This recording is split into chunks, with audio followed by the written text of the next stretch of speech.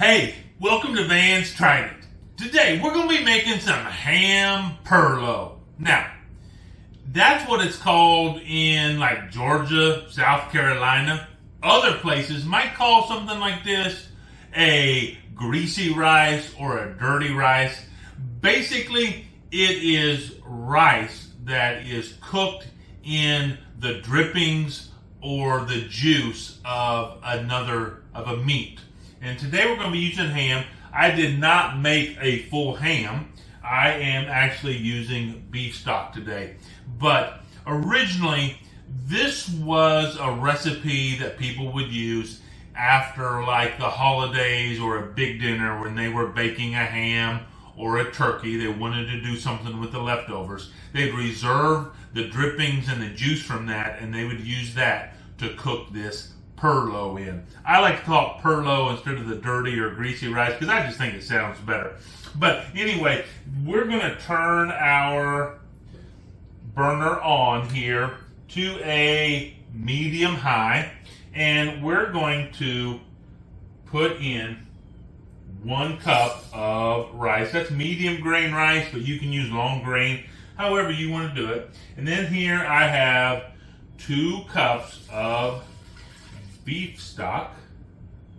Now I'm using spicy beef stock because that's the way I like it. And of course we're going to put in about a 1/4 cup of butter. Ooh, that'll make it good. Butter makes everything good. And to that I'm going to add some ham. I don't know how much this is. So like I said, I didn't cook a ham to make this. I bought a package of like scrap ham and then just chopped it up a little bit finer because some of them are pretty big pieces. But I kind of like to do that instead of getting like a ham pieces, like ham steaks, and cutting them up. Those just come out to be like super regular in size, and I kind of like the aesthetic of the different shapes and sizes of the ham pieces in here. So I like to use the bits and pieces package. And besides, you can usually get that cheaper than you can get like a sliced or a whole ham. So we're going to do that. And then our last ingredient, that's right, only 5 ingredients in this. And that is we're going to be using some Kinder's all-purpose seasoning here. Just like that. We're going to put that all right there in the party. And we're just going to bring this up to a heavy boil. So while we're getting that up to a boil, would y'all go ahead and go down in the comment section? Let me know, what is your favorite holiday meat dish? Are you a ham person? Are you turkey? Are you goose? Now personally, I've never had goose, but every time I watch the Dickens Christmas Carol, I always wonder what it'd be like to have a Christmas goose. Or is there some other holiday meal that you eat? When we lived in Texas, tamales were really big for Christmas.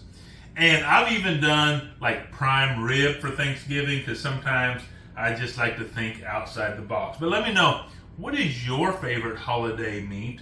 Something that you might use that you would have leftovers and you go, I could make me a nice little Perlo with this. And then while you're down there, would you go ahead and like this video and subscribe and ring that bell? That way you get notified every time I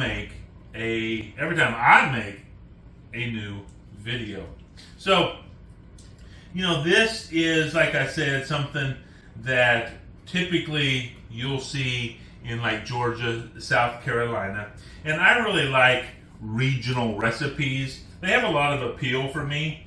Part of the reason is when I go traveling, I like to go someplace like a little mom and pop place and get the regional food. What is that place known for? Like you go to Philadelphia, you have to have a Philly cheesesteak.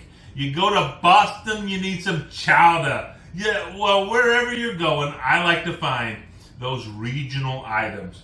But another reason it's kind of close to my heart, these regional items, is because years ago, we had a men's group at our church that we got together every Monday during the football season, and a group of us guys would get together to watch Monday Night Football, and we would all bring something that was a regional dish where the game was being played. And so, for instance, if the Falcons were playing, this might be a dish you would bring because it's from Georgia. And so you just kind of got all these different regional foods that were connected with what you're doing. So I kind of like that idea of what is everyone else, everywhere else making? What is their dish that they really love to eat? And so that's one of the reasons that I like to do these regional dishes. And right now we are up to a heavy boil. I'm going to give it one more stir here. And I'm going to turn this down to a medium low. I'm going to cover it. And we're going to let this cook for 30 minutes. But I'm going to come back about every 10 minutes and give it a nice stir so that we don't get the rice and stuff stuck to the bottom. After about 30 minutes, that rice ought to be cooked. All those flavors ought to be joined together. And we're going to have a delicious ham perlo. So I'll see you in about 30 minutes. Okay, so we've had our ham perlo going for really only 20 minutes in here, and it is done. And that's one of the reasons we come and stir it every 10 minutes or so, because depending on the actual temperature of your medium high, your medium low is going to determine how fast this rice actually cooks. And so we are done here. And so we're just going to go ahead and give this a taste. Just take a look at that. It smells wonderful. And now we're just going to see, what does it taste like?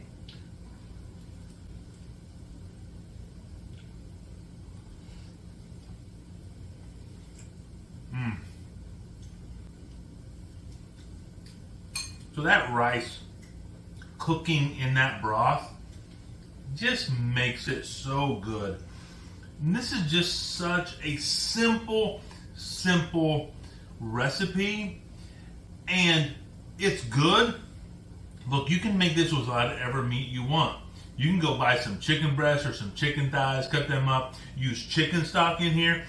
You can use hamburger if you really wanted to, whatever meat you want. The recipe's the same. But here's the great thing. You might want to go down and save this video so that come holiday time and you have cooked that ham, you cooked that turkey, whatever you're cooking, you have that broth, and those drippings sitting there. That's going to be as good as this is, even better, and a great way to use that leftover meat. Hey, bottom line, I tried it. You should too.